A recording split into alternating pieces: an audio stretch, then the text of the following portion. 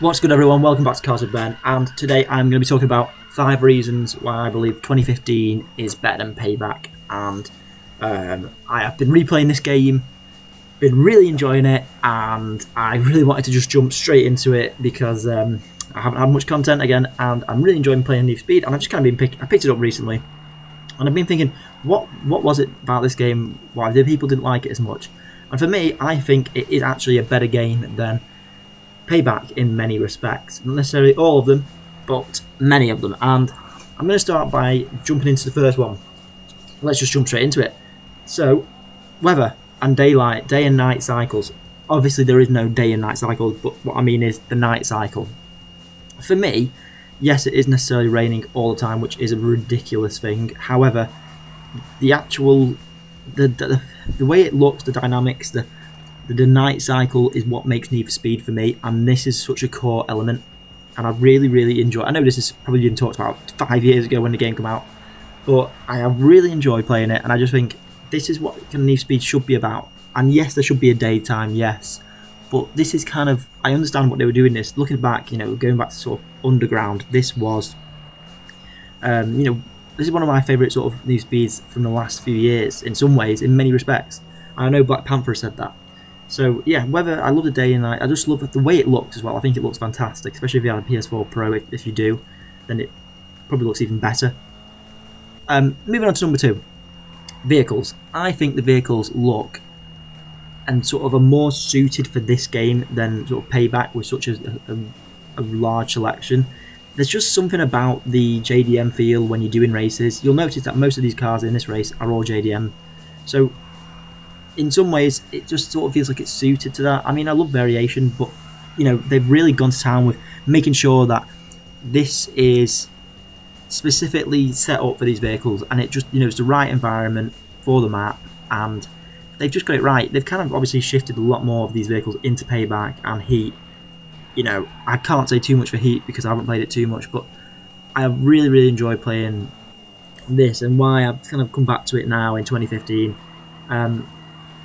But yeah, I think the vehicles are just really dead on for this game. Really great. Alright, moving on to number 3. Customization. Personally, I prefer the customization in this to Payback. Again, there are elements which I feel could be improved. But for me, being a gaming channel, being a car channel, it's the simplifyingness, the simpleness of the game, should I say. Just the way you can customize cars is a lot better to do in many respects, and it's just, I don't like the way it's just either drift or sticky.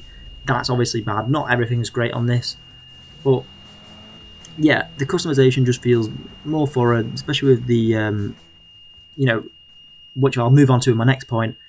Why there's the characters. For me, it's just, you can have those wide body builds, and it just looks a lot better than it did from Payback, personally, in my opinion. Alright, moving on to sort of the next point, evolving from that, the characters and the story. Even though the Payback story was great, even though I really enjoyed it, there was a fun element to it. It felt more of a movie. Again, this feels more authentic to Need for Speed 2015, and I'm sure people picked up on this, but looking back at it now, it just feels a lot more authentic than we actually gave it credit for. So characters, you've got people like Ken Block, you've got people like the Porsche guru, I forget his name. You've got all these drivers who, they're real, there's a real element to it, and they've put that in the game, and for me, that's just more interesting. Having those characters, having real people with real cars, they're real life racing cars, it's just great. I think that adds more of the customization, that's what builds to the customization, which is why I love playing this game. It definitely feels more authentic, and I really like that.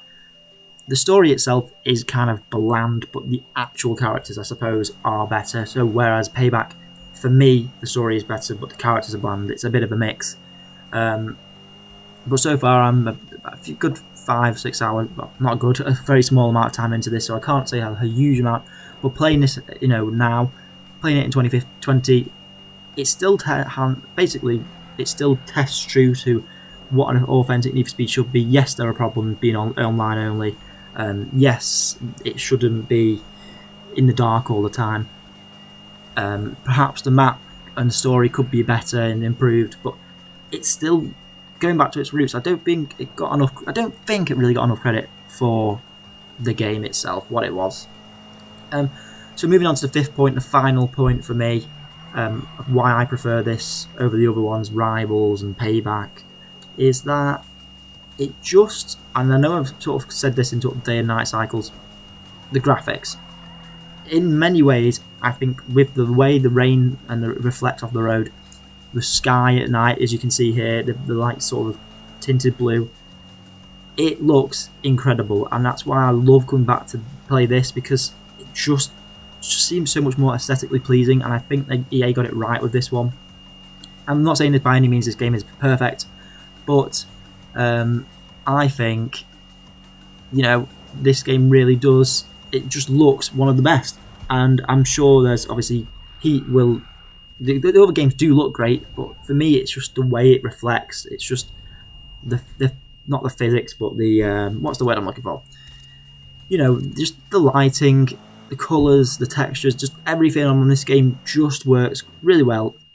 And I'm just again, that's another reason. So there are 5 points of why I really prefer this game to many of the others of recent years. Definitely not my favourite by any means, and definitely could be improved.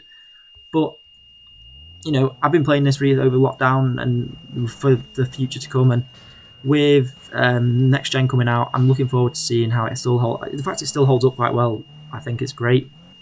But yeah, I'll kind of wrap up the video there. That's sort of been my video on why I'm playing Need for Speed 2015 in 2020. I hope you've enjoyed this video. I have been Cars with Ben. I'm just going to leave the last minute or so to talk about a couple of things.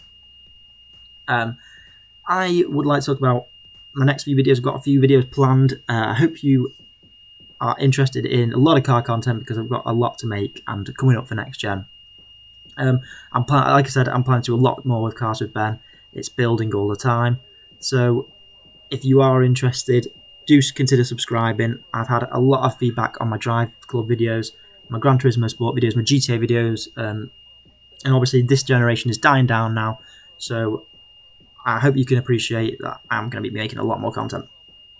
And hopefully I'm planning to build the views. So hope you enjoyed this video, and we can do some more builds. I've been doing a lot of builds recently with Need for Speed and Need for Speed Payback, but I am considering doing a lot more coming up. So to wrap up really, I hope you've enjoyed this video.